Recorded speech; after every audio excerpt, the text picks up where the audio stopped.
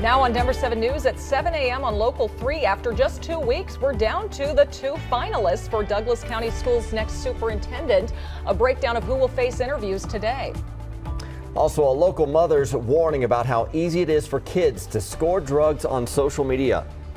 And it's a special day here in Denver, how you can celebrate 303 Day in our city with some deals. March 3rd, yeah, for those of us natives, you know, that was our number growing up, right? Yeah, that was the thing. Now there's so many others. Exactly. Good Thursday morning to you. I'm Brian Sanders. And I'm Nicole Brady. Meteorologist Lisa Hidalgo has your 303 forecast here. I'm bummed I gave up my 303. I know. I'm a 720 girl now. We've got temps this morning in the low 40s, upper 60s here by noon. Mostly sunny. We're going to be in the low to mid 70s between 4 and 5. What a beautiful day and gorgeous. This is going to be our last day of 70s, though, before the next storm rolls in. Tomorrow's still mild, just not quite as warm or as sunny as what we're going to see today. Erie, Platteville, north up to Fort Collins, you're going to see some upper 60s, near 70, 40s, and again, some 50s for the mountains. Take a look at southeastern Colorado. We're talking summer-like conditions near 80 there. 60s down to the southwest, Durango this afternoon, 64. Now, coming up, I'm going to take you through our futurecast, statewide hour by hour, show you when that snow is going to first start in the mountains, what we're expecting here timing-wise with the storm, and how much snow we'll see by Sunday afternoon. Yeah, so it could be a slow and sloppy drive for you heading up on I-70 to the ski resorts here this weekend. Right now, the heavy traffic is on I-70, 270, I-76, and you can see from Air Tracker 7 up there in that north side of town on I-25. So this is the southbound side. Right there's 104th, Thornton Parkway, 88th, 84th. So you see that slow traffic all the way down through there. Very typical stuff. And you can see that in the drive times as well. Not seeing any problems through there. About a half an hour, 20 minutes or so on I-76 and 270, which is really crowded. I-70 really crowded out to the east side of town. So it's not a fun drive by any means with a lot of stop and go traffic, but at least we're not seeing a whole lot of problems for us on the morning drive just yet. Did have that one crash on 285 to the west. Looks like most everybody's able to get through there in okay shape right by North Turkey Creek. The drive to and from the airport's just fine. Douglas County is closer to naming its new superintendent. The school board has narrowed down its search to 2 finalists now. The announcement comes less than a month after the board voted to fire former superintendent Corey Wise. This morning, we're going 360 on politics impacting our kids in the classroom. From the controversy over Dougco's superintendent switch to a push to make school elections more partisan and a new bill requiring Colorado districts to be more transparent about what kids are learning. Denver 7's Colette Bordelon kicks off our coverage this morning. And Colette, the school board in Douglas County has so far kept its promise of fast-tracking the search process. Yeah, you guys remember the search for the superintendent technically started in mid-February, so it's only taken the school board a little more than 2 weeks to narrow down their list of candidates, find these 2 finalists who they want to see in the superintendent position. One of those finalists is Erin Kane. She'll be interviewed at noon today during a public meeting. Her name's been floated as the favorite. She's the executive director of schools for American Academy, a charter system. Kane served as interim superintendent for Douglas County Schools from 2016 to 2018. The other candidate being interviewed today is Danny Windsor, the executive director for the Parker region of Douglas County Schools, which he's been since the summer of 2020. Before that, he was with the district for over a dozen years. Now, there was a motion to move Windsor forward as the only finalist, but that was defeated.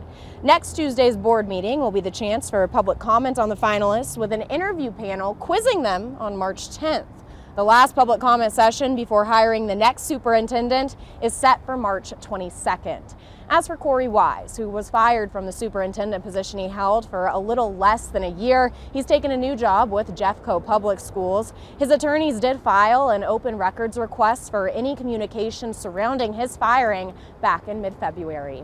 Live this morning, Colette Bordelon, Denver 7. Thank you, Colette. Well, debates over masks and vaccines and remote learning, we've seen it, have forced local school boards to become a lot more political than they used to be. Here in Colorado, all school board candidates run under a nonpartisan title, but you can typically tell which way they lean on the political spectrum. We saw it during last year's Douglas County School Board election, where more conservative candidates formed a group calling themselves Kids First, and others campaigned under the slogan Community Matters. Now more districts across the country are allowing school board candidates to tie themselves to a political party. Our national team visited Fayette County, Tennessee, where for the first time this year, They chose to have partisan school board races with candidates running as either a Democrat or Republican. Those in support say the move better informs the voters, but others say it could force school board primary elections, which would make elections and campaigning more divisive. While school board elections become more competitive, Colorado lawmakers are considering limiting how much people can donate to those campaigns. A bill making progress in the legislature right now would cap individual contributions at $2,500 per candidate and donations from small committees at $25,000. In the last election, Douglas County candidates raised more than $90,000 each. Some individual donors gave upwards of $20,000 to their candidate. From the school board to the state house and even to the State of the Union Republican response, parents are raising their voices. They're tired of politicians who tell parents they should sit down, be silent, and let government control their kids' education and future. Republican lawmakers in at least a dozen states are turning parents' concerns into bills. One bill up for a hearing in Colorado's House Education Committee today would require school districts to be more upfront about what kids are learning.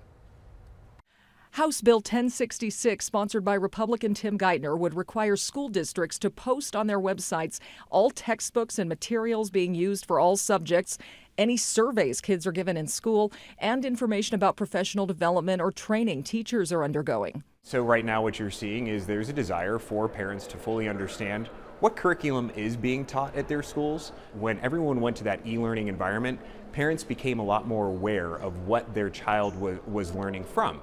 But it wasn't just remote learning that seems to have caused new tensions between parents and their schools. In districts across the country, some parents have raised their voices about the teaching of race relations and history. Falcon School District 49 in Geithner's House District specifically banned the teaching of critical race theory earlier this year. But Geithner says schools in Colorado already have to follow rules about teaching controversial topics, and that this bill is just about giving parents easier access to information that can help them make the best choice for their child.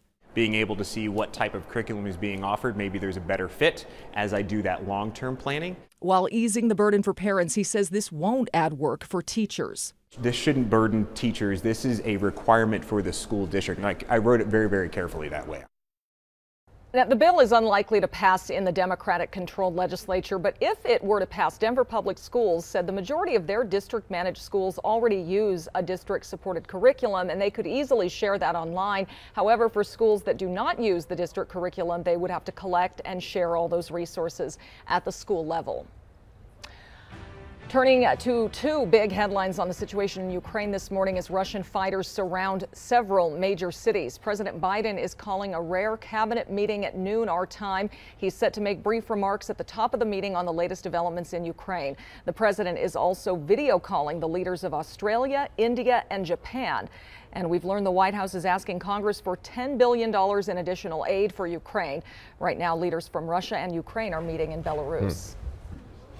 Back here at home this morning, a Colorado mother has an urgent plea to other parents about fentanyl. The synthetic opioid is 100 times stronger than morphine, and last year more than 800 Coloradans died because of it. Denver 7's Jessica Crawford joins us in studio this morning because Jessica, a mom that we spoke to, nearly lost her child to fentanyl, and she wants other parents to know what to watch out for.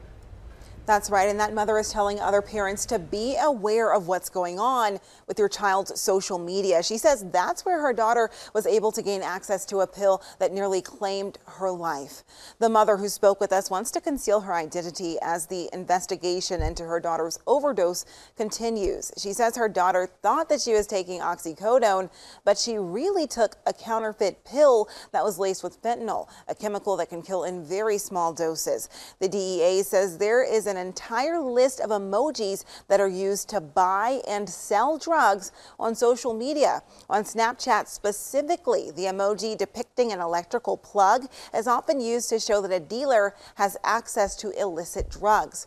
When shown next to a blue circle emoji, it can mean that the dealer has access to Percocet or oxycodone. The mother who spoke to us is grateful that her daughter's life was saved by a friend who performed CPR. I didn't even know she was going to be okay. You know, some of these kids don't come back okay. They don't come back. They come back brain damaged. They come back with parents that have to care for them 24/7. They're never the same. I show her these videos because I want her to be afraid. I want to be really, really afraid.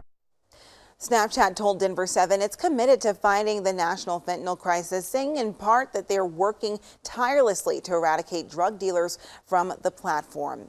Denver's Public Health and Environment Department offers free fentanyl testing strips and Narcan, which can help treat an overdose in emergency situations. We have where you can sign up for those on thedenverchannel.com. I'm Jessica Crawford, Denver 7. Thank you, Jessica. Investigating the impacts of another social media platform, why Attorney General Phil Weiser is looking into TikTok. And many of us are trying to get outside and enjoy this warm weather while we can, but not everywhere is ready for spring. Why some trails are closed now.